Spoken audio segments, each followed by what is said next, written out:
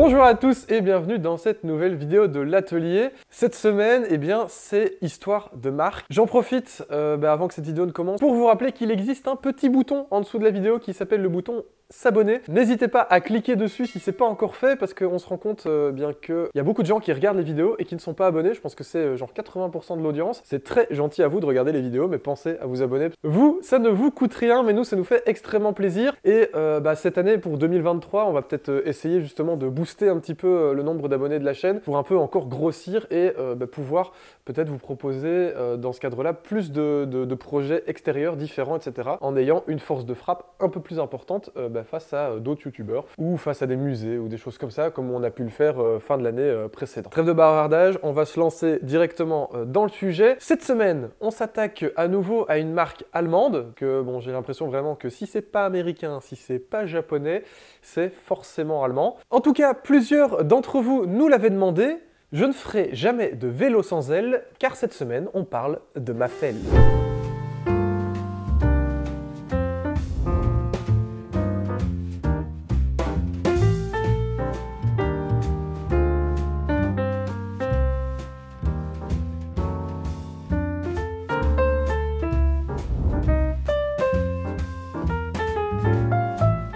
L'histoire de Mafell commence à Fellbach en 1899 en Allemagne. Et malheureusement, je ne pourrais pas vous donner le nom du fondateur de la marque parce que j'ai cherché longtemps, vraiment ça fait des mois et des mois que je recherche le nom de ce fondateur. J'ai même envoyé des mails à Mafell qui ne m'a jamais répondu.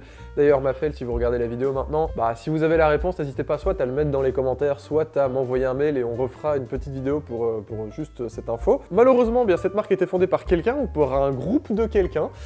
Et on ne sait pas qui c'est. Mais en tout cas, ces personnes vont fonder un atelier de mécanique à Fellbach en 1899. D'ailleurs, atelier de mécanique se disant machine fabrique en allemand, Mafell est tout simplement la contraction de machine fabrique et de Fellbach, donc Mafell. Voilà. Ce n'est pas le nom de son fondateur, ou alors j'ai en tout cas pas trouvé l'info. Mais c'est la contraction de ces deux choses-là. Il faudra attendre 1926 pour que Mafell invente leur première mortaiseuse à chaîne pour charpente portative. La mortaiseuse à chaîne qui est portative, pas la charpente. Logique. Et ce modèle s'appelle donc le modèle A. C'est le premier, donc A. Ils auraient pu faire modèle 1, mais ils ont fait A, fait les lettres. Apparemment. Ah, c'est le modèle A. Un peu de changement pour Mafell en 1933 puisqu'ils vont déménager de Fellbach à Heistag. Mais ils vont garder le nom Mafell, ils vont pas devenir Maesteg, ce n'aurait aucun sens, donc on reste sur Mafell évidemment.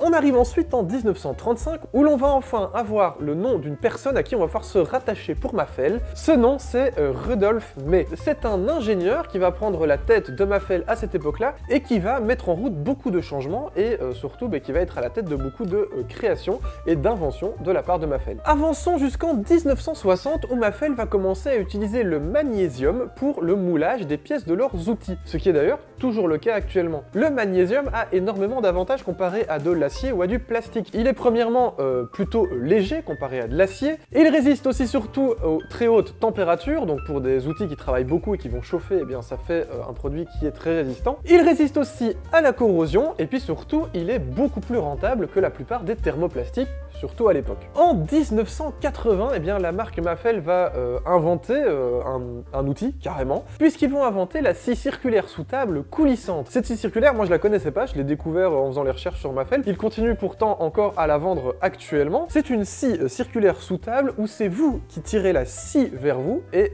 pas vous qui poussez le bois vers la scie. Et donc ça permet de simplifier pas mal le travail. Et comme je le disais, cette scie elle est toujours commercialisée aujourd'hui. En 1990, la marque Mafell va encore déménager et ils vont déménager à Oberndorf-Lindenhof. Et encore une fois, ils vont pas changer de nom juste parce qu'ils déménagent. Ce déménagement ne va évidemment pas leur empêcher de continuer à se développer. C'est toujours pour avoir plus d'espace pour travailler, plus d'espace pour innover. Et en 2000, Mafell sort la Erika 70E, à nouveau une scie circulaire, la plus aboutie du marché à l'époque. En 2001, Mafell lance le DD40, une tourionneuse portative à double tourillon. Et ouais, ça déconne pas chez Mafell. Eh bien, c'est une machine qui va faire à peu près la même chose qu'une Domino de chez Festool ou d'une Lamello de chez Lamello, mais en faisant non pas trou pour des biscuits, mais bien 2 trous pour des tourillons. Le gros avantage, c'est quoi? Eh bien, c'est que le tourillon est quand même beaucoup moins cher parce que ça se vend en longueur, etc.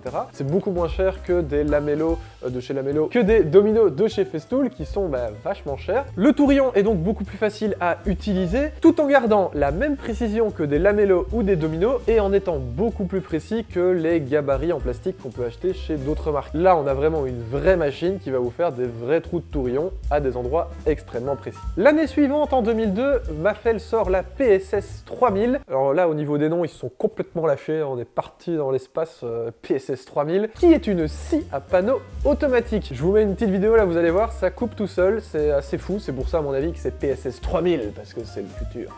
L'année suivante encore, en 2003, Mafell va encore révolutionner le monde de la scie, puisqu'ils vont sortir le Flexsystem KSP 40, une scie circulaire avec un guide pliant, en fait, tout simplement, qui peut s'enrouler sur lui-même pour se ranger dans sa boîte, mais qui, une fois déplié, est suffisamment rigide et droit que pour guider la scie. Donc c'est assez sympa pour les gens qui travaillent sur chantier, parce que avoir son grand guide tout droit, là, c'est parfois bien chiant. Là, le fait de l'avoir enroulé, c'est hyper simple. Ce que j'espère juste, c'est que ce guide ne finit pas comme les fameuses lattes qu'on avait en primaire, là, qui se pliaient et qui finalement gardaient vachement le plié. Si vous avez ce genre d'outil chez vous, n'hésitez pas à nous dire dans les commentaires si votre latte elle est toujours bien droite. Passons à la suite, puisqu'en 2006, Mafell va faire une petite innovation puisqu'ils vont créer des nouveaux moteurs à haute capacité pour toute leur gamme d'outils. D'ailleurs, ces moteurs, ils vont se retrouver sur les scies circulaires et on se rend compte que Mafell, depuis leur invention, ils n'ont de cesse que d'augmenter leur gamme de scies circulaires et de leur rajouter des options, des choses en plus pour les rendre finalement peut-être, je ne sais pas, les meilleurs scies circulaires du marché, surtout si on fait de la charpente. Dites-le moi dans les commentaires si vous êtes charpentier, que vous utilisez ce genre de scie. Est-ce que vous pensez que ce sont les meilleurs scies ou pas? Et si c'est pas les meilleurs, c'est lesquels les meilleurs? Dites-le nous. Et on va finir ce tour d'horizon de Mafell avec l'année 2020, c'était il y a 3 ans déjà, où Mafell va sortir une rainureuse, donc une machine pour faire... Je vous laisse dans les commentaires me dire à quoi sert cette machine. Et son nom, c'est la NFU50. Alors ça, je vous avoue que je ne sais pas d'où ils sortent les noms des machines, parce que entre les lettres et les chiffres, voilà, on est loin du modèle A du début, qui était relativement simple. À mon avis, ils se sont dit finalement, si on fait que les lettres de l'alphabet, ça va être compliqué. Peut-être rajouter 2-3 chiffres. On a pu se rendre compte que Mafell est une marque qui fabrique principalement des outils pour les charpentiers, ou en tout cas pour de la menuiserie lourde, pour de la grosse menuiserie, et puis surtout pour les professionnels. C'est pas une marque qu'on trouve souvent chez les hobbyistes du bois. On va trouver plutôt des marques un peu plus traditionnelles. Mafell, c'est une marque un peu plus pro, qu'on trouve pas toujours facilement dans les magasins d'ailleurs. En tout cas, on arrive à la fin de cette vidéo. Malheureusement, le mystère du créateur, du fondateur de l'homme sain qui a fait naître tout simplement Mafell, est toujours en suspens. On ne sait pas qui c'est. N'hésitez pas si dans les commentaires, si vous le savez. Hein, peut-être que moi j'ai mal cherché, mais je vous assure que j'ai été loin, j'ai même fouillé dans des papiers officiels des entreprises allemandes. J'ai dû payer 1,50 € pour avoir certains papiers et j'ai rien eu du tout parce que tout commence avec notre fameux Rudolf May. En tout cas, on arrive à la fin de cette vidéo. Un très grand merci à vous de l'avoir regardé. Voilà, on va cette année encore une fois partir vers les horizons de plein d'autres marques d'outillage. N'hésitez pas à nous laisser dans les commentaires s'il y a des marques dont vous voulez qu'on parle. Moi j'ai déjà une petite liste, mais si je vois qu'il y a une marque qui est demandée plus souvent que les autres, ce sera celle qu'on fera, pas la prochaine fois, mais plus rapidement. Pensez aussi évidemment à laisser un petit pouce bleu, n'oubliez pas de vous abonner évidemment à la chaîne, à laisser un commentaire et à nous suivre comme d'habitude sur les réseaux Facebook, Instagram, Twitter et à potentiellement aller faire un petit tour sur notre chaîne Twitch. On va essayer de revenir un petit peu dessus encore une fois. Je vais arrêter de parler parce que je suis quand même un peu enrhumé pour ceux qui l'ont entendu la vidéo parce que j'ai le nez un petit peu bouché et la gorge un petit peu encombrée. Merci à vous et puis tout simplement tchuss les Ateliers.